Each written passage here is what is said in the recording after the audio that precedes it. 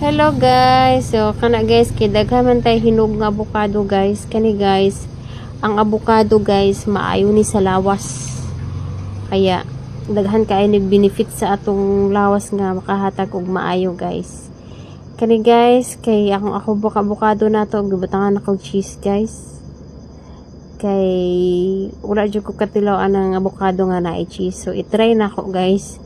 Kay usually akong ginabuhat kanang powder milk lang ug avocado mo akong ginabuhat permente nakaon.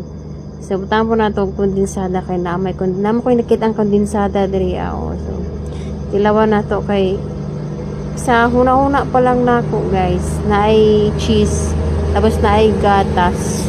Lamay na guys murag naghalo ang tamis ug ang alat ba o di ba kay na may cheese medyo alat-alat man ang cheese. So butangan po natong powder guys to di ba.